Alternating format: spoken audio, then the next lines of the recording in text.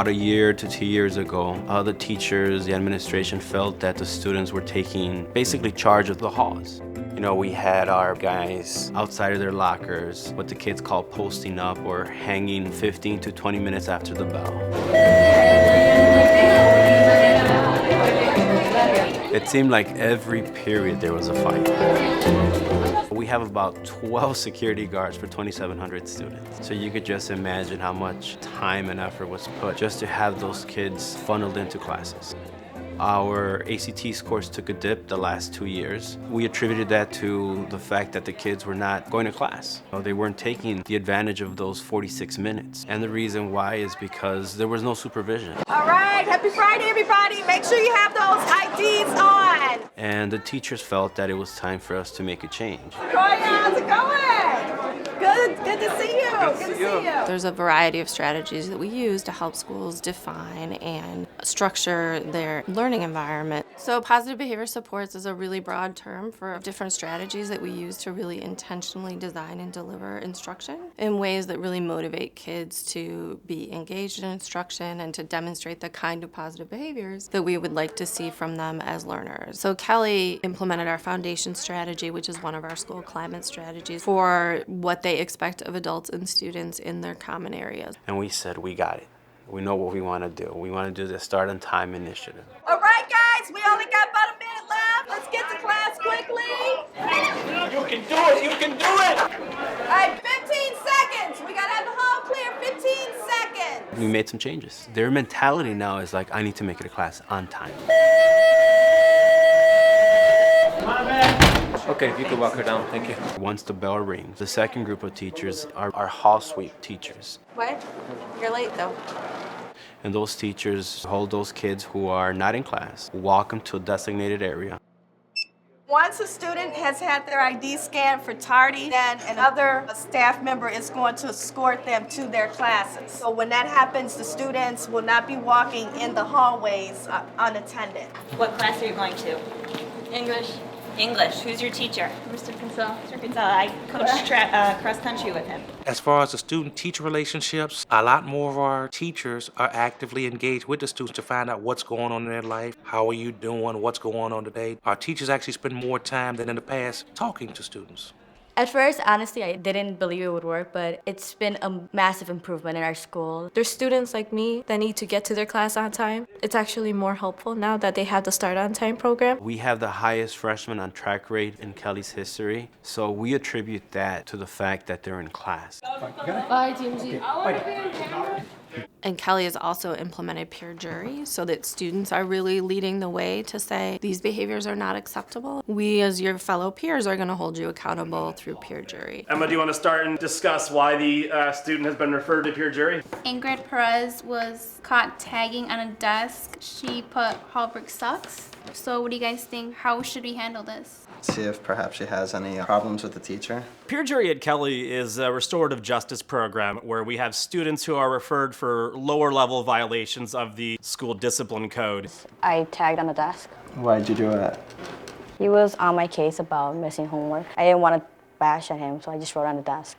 The students are given the chance to meet with their peers to come up with an alternative consequence, address the issue that may have occurred, and kind of keep that positive momentum going so they're able to still focus on their work. Is there anything different that you could have done? Yeah, I guess I could just have talked to him. I mean, he's really understanding. Did you apologize to him? I'm a pretty big advocate for student justice. You know, anything that I could do to help students is something that I'm pretty passionate about. It gives us like a point of view of also deciding if we were that student. She apologized to your teacher and she regrets doing it. Well, she said she hasn't done this before, right? So what do you guys think that we should do? We should just have her come for like a day or two and cleaning desks, since that's what she did, was tag on a desk. Yeah. Should we have her do it during her lunch period or after school? I think after school. It should be after school. Yeah.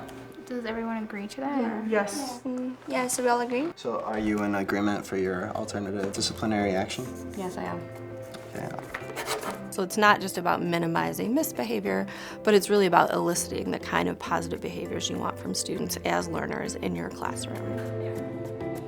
DAWS is a really exciting example of what can happen when you layer in strategies over time.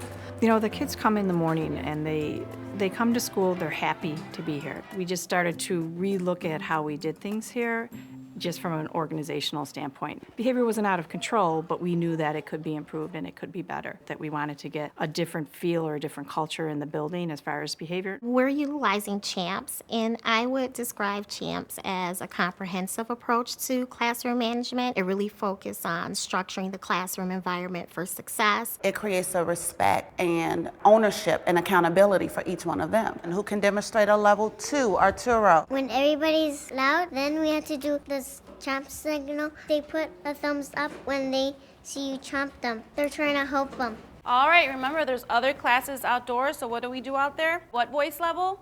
0. All the way to the top of the stairs and stop when you get to the top. If a student is off task, another student will say, you know, you're supposed to be at a 1 or you're supposed to be at a 0. They take ownership and responsibility for each other. We have pause prizes, like how many paws you have, and we have like different boxes. The pause is like, it's to show that how you're behaving in your homework, you'll get a reward instead of consequences. It's helped me because I've been missing my homework, but now I bring it back and now I get the awesome box. CHAMP. Success!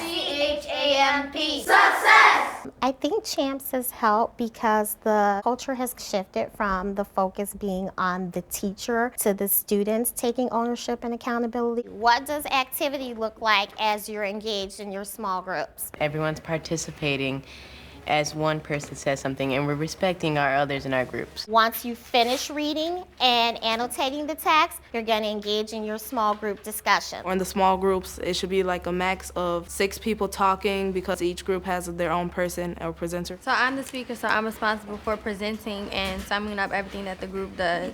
He's the tally master who is responsible for keeping track of who answers things. We use that so we could have equal participation throughout the whole group. She is the leader, so she keeps the discussion flowing. I had another question, and it was, what can you say about Kathy's judgment towards the girls? Well, I agree with Vontrice. I thought that it was because Esperanza didn't care that she was losing a friend, that she had 2 more friends. The CHAMPS ambassadors are put in place so they could control the voice level. If it gets too loud, I have to remind them that they have to be quiet. This checklist, if they come prepared, I check it, and then it means that they did come prepared. Student ownership is critical because they're stepping up as leaders, more responsible for their learning. They are learning to pose and ask questions and think without the teacher cueing them. The way I see CHAMPS has changed the culture of the school is really through us having the confidence to release some of that control. In the beginning, we were pretty strict with the hallway. If voice level 0 is 0. We kind of had to get away from that culture to more of a conversation in the hallway. We don't really want these kids just lined up perfectly quiet. We want them to be talking to each other. Now we're trying to have more collaborative, engaging learning. We're still holding them to our school-wide expectations, but you gotta kind of let go of that it's us versus them. I guess we get to know each other better. A good artist. He can be a good artist. He can be another Leonardo. Yeah, Leonardo da Vinci.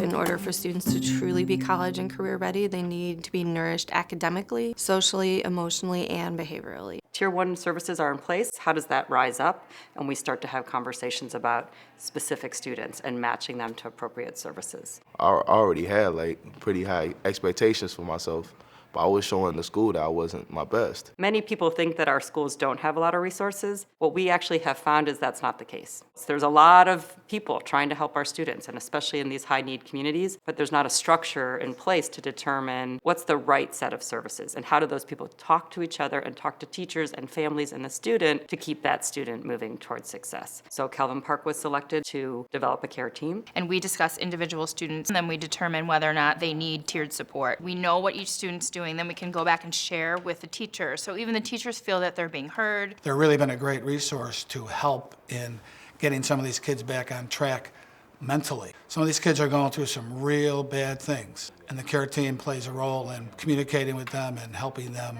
and I've seen great results. So they've really had an impact. And it doesn't have to be your students always getting in trouble. It could maybe be the AB honor roll student who internalizes. We're here to meet the needs of all students. We now have purposeful interventions in this school, which we didn't have before. It's a good thing for our school. Group kind of showed me to not judge people because of what they go through, which they go through a lot. In group, we talk about our problems or things that happen to us. Our counselors, they are not willing to give up on you at all. They're really a big impact. I know that everybody has their different things that they go through, and some more than others. And I know I can count on them if I have a problem, even with schoolwork. They would help me, or if I have a family problem. I'm not alone with things, so it's helped me a lot in a lot of different ways. They really care about the students. This is one program that works, and we're seeing the results.